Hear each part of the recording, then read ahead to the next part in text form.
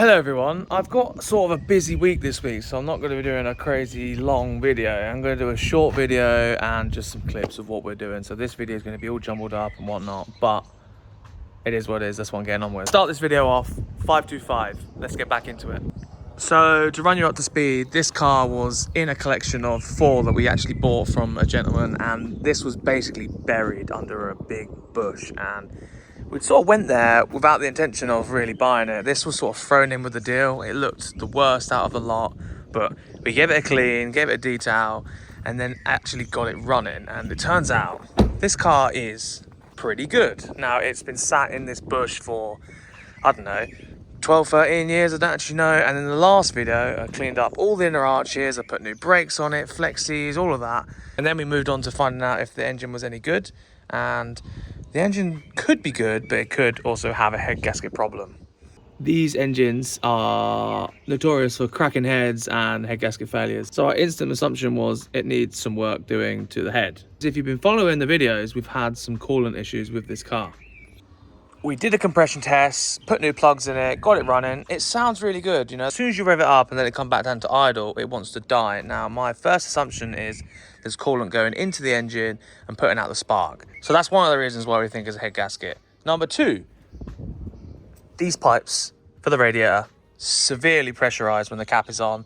You take the cap off and there's a lot of movement in here. In and out with the coolant. It's just not looking good. Now, sniff test. Sniff the coolant. Does it smell of fuel and whatnot? No, it actually just smells like coolant. Now, a lot of people comment saying it might be just not bled up properly. But why would you stop driving a car because it's not bled up properly? Surely something had to happen to it for it to be parked for 12 odd years. And then instantly think, oh, if the engine's full of mayo inside the rocker cover. But if you look in here, it's absolutely as you'd expect. No water ingress inside of there. It's literally looking as it should. So, you know, it's a bit weird. It is a bit weird. Now, the last video of this E34 gave a lot of mixed opinions, which was good and also bad. Number 1, it gave us a lot of ideas. Number 2, it didn't give me a definite answer. So after reading everyone's comments, speaking to a few people, I actually spoke to Matt Anderson, and he recommended that I get myself a block tester, which is what we have here. Now, this weird looking cooking utensil thing is what is going to basically tell us if we have a head gasket problem. Now, this goes inside the radiator cap. You have the engine running, and then you put this little bit of fluid in there, test fluid, and if this turns to like a yellowy green sort of color, probably yellow, basically there is exhaust gas circulation around the coolant system, and that is clearly a head gasket failure. If it wasn't pressurizing the system, you wouldn't really know that it had a head gasket failure, but due to the fact it's been parked, it's actually a really decent car, don't see why it's been parked. That would be a tete sign say. A couple of tests just to see before we start ripping the head off. And yeah, if it comes back and it stays blue, it's not a head gasket problem, and we should be okay, pretty sure. So what I'm gonna do now, it says get it running, get it idling, get it up to temperature, and then you bang this in the radiator, put some fluid in, and see how we go. Where's the radiator? That's a battery terminal, you idiot.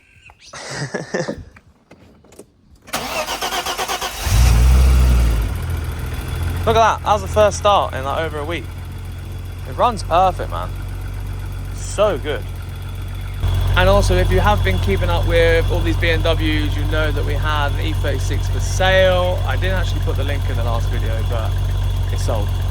Bloke's coming to get it tomorrow. He's left me a deposit. He's coming down on the train, and then he's going to drive it home, and he's really, really happy with his purchase. So 1 done, 3 to go. So yeah. Let's get this one sorted, because this is the car that I actually want to take to Poland at the end of June. Well, to be honest, I'd like to take it to Players Classic in the start of June, and then put some miles on it throughout of June. So Players Classic is like just over 2 weeks away. So if I can get it done before then, great. If not, I have to get it done before Poland, because this is very last minute. Also, a few of you commented about the, wiring situation in here. Lewis is like midway through pulling the immobilizer out and he's cut the shit out of everything. So yeah, that's gonna get sorted at a later date when Lewis comes back over and fixes the mess he's made. So yeah, and then we're gonna tidy up all these little bits and bobs. All that sort of stuff. So like I said before, bang this in the radiator, you fill this up to the fill line of the blue fluid, and then you get this little thing here, and you basically put that on there, like that, and then you pump it up, and that basically sucks air out of the coolant system through this little hole, and then, the fluid will change colour. But you're not to suck coolant through the radiator. So this goes in the radiator, and needs to be about 2-3 inches of coolant level drop down, so you can't suck any coolant into this to do an accurate test. If you do suck coolant into it, it'll give you a wrong reading and then it won't work, so you'll have to wash it all out and start again. So make sure your coolant level is down.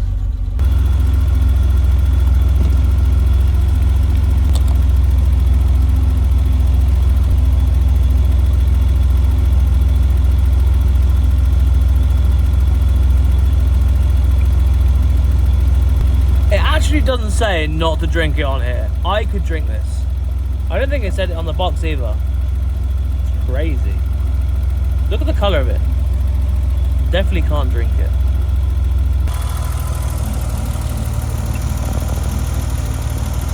There's a lot of fluid movement in there. It's annoying. Warm up faster, please. Shut it, Shanice.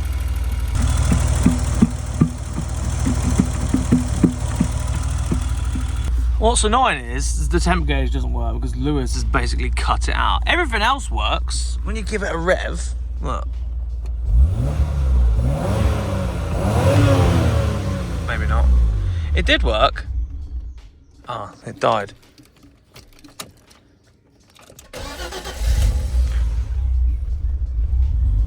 I don't know. Lewis, come fix this. There's steam coming out the cap, so I'm going to probably say it's warm enough. Yeah, hopefully that's okay. That's not okay. Stop. Fuck, that's gonna ruin our test. It says don't get any coolant in it. I was literally about to stick it in, I was looking for a camera shot, and this happened. It's because it's boiling over.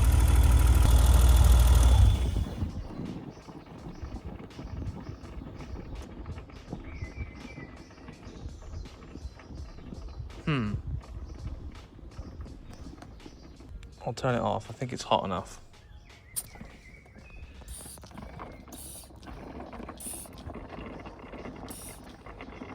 Oh. Yellow.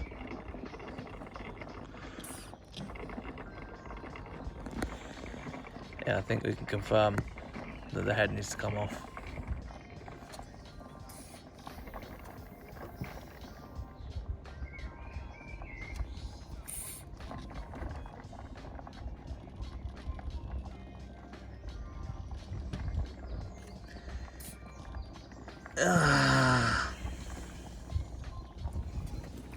Damn it! Well, that is a good test. I like that. That's very clever. I'm going to have this for probably years, unless this turns a different colour in that time. God damn it. I'm acting like I didn't already assume that it needed a head gasket. I was just hoping it was going to just stay blue and we didn't have a problem and it was something else, but obviously it was never going to happen. So yeah, head needs to come off the 525. So I'm going to get this on the ramp on Saturday morning, which obviously won't be in this video, and yeah, rip the head apart, get it all to a million bits, get the head sent off to be basically rebuilt, put it back on, drive it to Africa or something, I don't know. But for the rest of this week, I got little bits and bobs going on, so I'm going to show you that now. Hello, mate. What are you doing now? Show them in the car. The car? And the CCTV. Because I don't want to be on YouTube, I'm very overweight. You don't want to be on YouTube because you're very overweight? Yeah. Me too, but I'm on there all the time, so get used to it. Head gasket kit. Oh. It's finally happening! Stay calm! We're putting the ramp up today. Whoa, stop! Oh, Taylor wouldn't be happy there when he crashed. Go dead straight. I'll probably go to the right a little bit. That was like minuscule amount, and nearly got it on film. Oh, you broke the steering column. What? How? What? I don't know. None of us have undone that. Unless Taylor did. I certainly didn't. The steering's fell off. I see that. Who undone that? I mean, We're gonna still steer it. it'll be fine.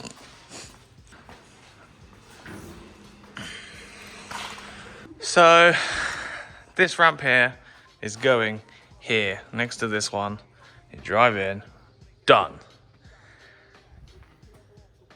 We're gonna put it up, so if it falls over, that's our problem. I'll capture it, it's fine. I'll put that one up, so that one's all right.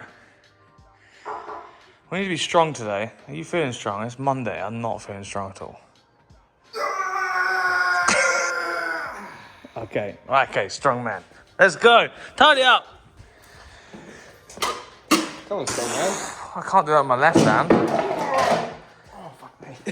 Jesus. I ain't doing that with one hand. One facing backwards, then you've got more of the car at the back. I don't know if it's worth reversing it in. Because, like, if it's there, then you can take an engine out, outside, you know what I mean? There's not much space over there. Because if you're working over here, you wouldn't like... On the back, yeah, that's what I mean. Over there's all right on the engine stuff. But if you're that way, I don't know. What do you reckon? I reckon it's Well, this one's already forward. Yeah, and you've got that whole room, you don't have the racking. Yeah. And it's nice that you have the bench there. You can always put a bench there. Yeah, bench here. I need a bench where that racking is. The racking there. And then the bottom shelf should be a massive bench. Another project. I'm just trying to figure out the best way. I think genuinely you'd be better off having it. So you drive straight in? Yeah, because well that can be like your engine, more specialist stuff. This can be the fabrication, which it doesn't matter what it's basically in a way, right? I didn't think about this until right now. That's what I'm here for. I would just drive straight in. I could see where I'm going then. You are pretty blind. Yeah, I am blind. But I've got new glasses now, so I'm not. Let's get these up here, somewhere, and then we'll drive the dub van in for positioning. Mm-hmm. Right, let's go.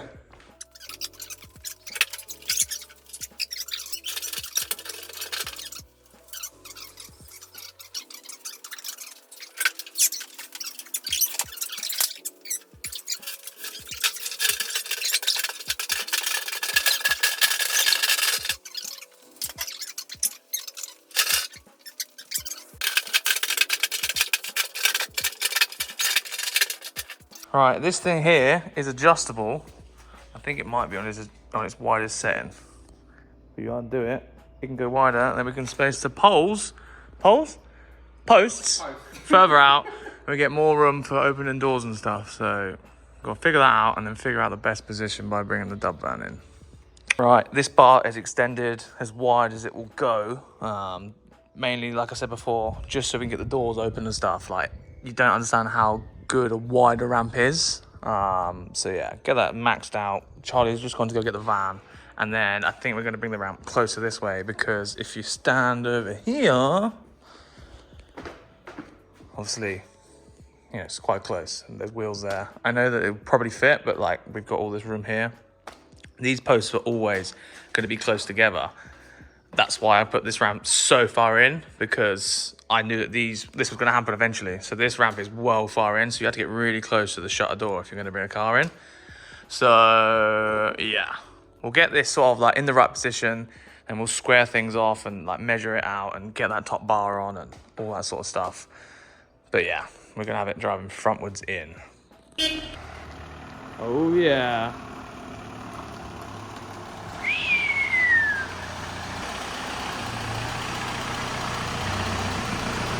Oh! Oh! Huh. It's not bad. Oh, sorry.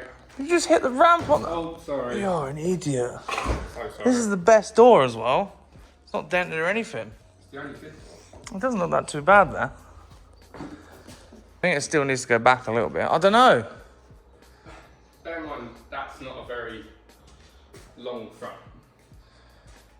Yeah. Like, imagine if you had for example, an LS400 with a big matchy camber and fancy wheels. Yeah. Oh yeah, one that was like just here. The one that was literally here. Yeah. It wouldn't fit. Fair enough. Or it would be to here, and you'd be like getting around it. It's not going to work. We'll move it back then. Yeah, but we've got so much room. We've got loads of room Right. to work with. You'll still be able to get a car in there if it goes back 37 metres, and you can still walk around it. Yeah, yeah. So you'll still be able to get around it and get a car in here. Let's move it.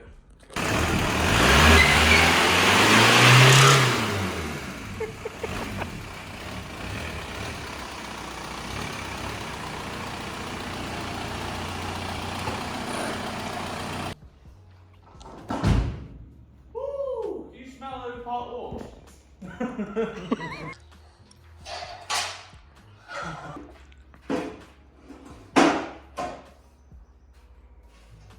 Strong! Let's come in. Oh! Oh, you dropped it in the car, in the van. I can't reach that from here. I ain't reaching that, get fucked. I ain't doing that. You gotta move the...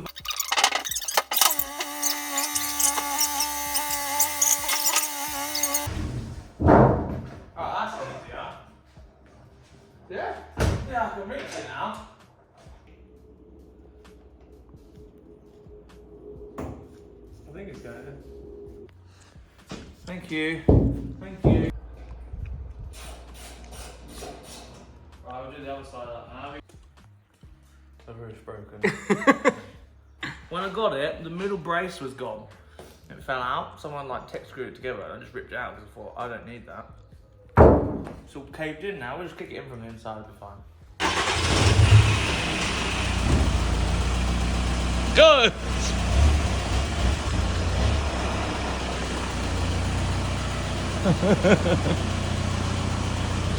Keep going. Keep going. Oh yeah. Nice, idea. Hit forward. Yep, you've crashed. Cheers. Oh no, not the roof. Oh man, she's good to go. And again. A bit there. To the left here. And again. Again. Yeah, that's good. That's ready to go. Well done. Bit there. Nice. That's how they made the roof back in the day. This is handcrafted. Oh, I've just kicked it in again. Now I've got to get down. I've got to get down.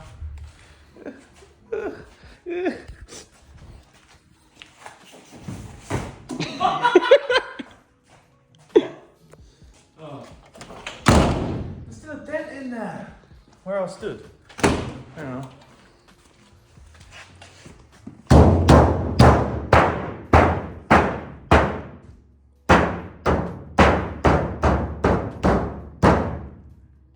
You see the missing brace? Look. What happened? Someone just like screwed it in. Dub engineering. Anyway. And then we have 2 ramps in the workshop. Obviously, this is not finished. Charlie's had to go home, so I can't really finish it on my own. I've got to level it out, knock it straight, make sure it's not this way, this way, this way, this way. Get each post in line, so describe the floor, make sure they're in line with each other and they're not like sort of like that, if you get what I'm saying, like that. But I'll do that throughout the week. But I've got to do some work today on Ryan's VR6 Vento. We've got a set of BCs on it. I've got to do a chassis notch on it because he wants to go lower as well. And then we've got to get it tracked up and then obviously get it back to him so we can enjoy it. And he wants to take it to players. So yeah, God, it looks so weird having that ramp there. Hopefully I'll get it finished and working before the end of this video.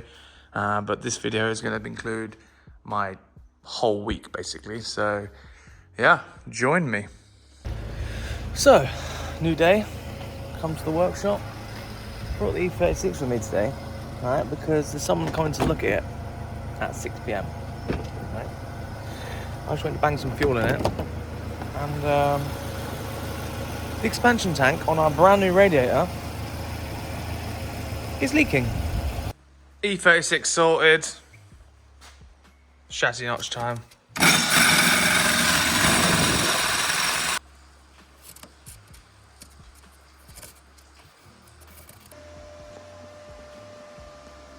Done. VR6 on the ramp, now under its own weight, under the BC coilovers. I've been instructed to get it as low as I can without actually, you know, getting it scrubbing on the front. We're very close. I mean, just driven and settled, I think it'll be pretty bang on. Maybe drop the rear like 5-10 mil. Vento out for the test drive. Front has already settled ever so slightly. I think the arch lines are going to have to be removed or trimmed. Back can probably come down slightly, but obviously give it a drive, let it settle, reassess, and then tomorrow I'll take it for tracking on my birthday. Oh my god, look at that! That is mint!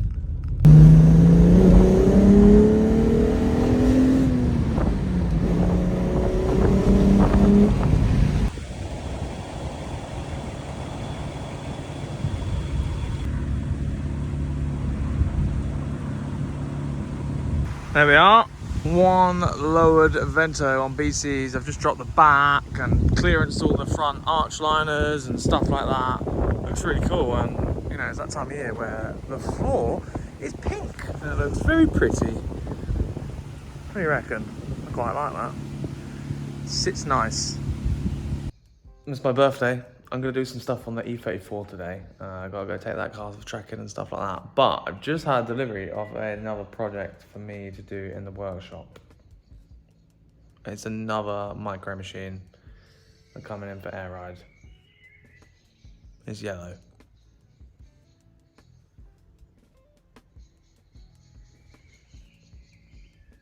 Fiat 126. And I've been given the go-ahead to cut the absolute shit out of it because someone has already done it already.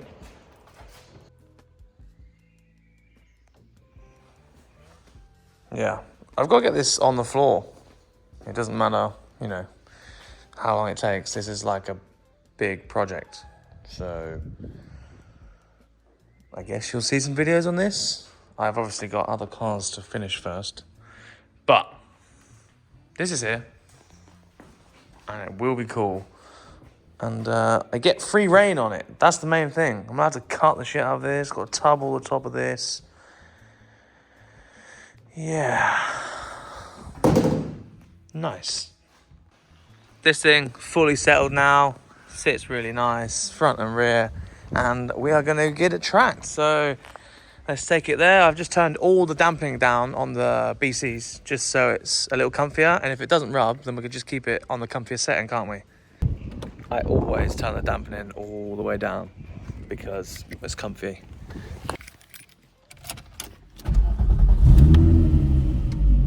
VR6 never gets old.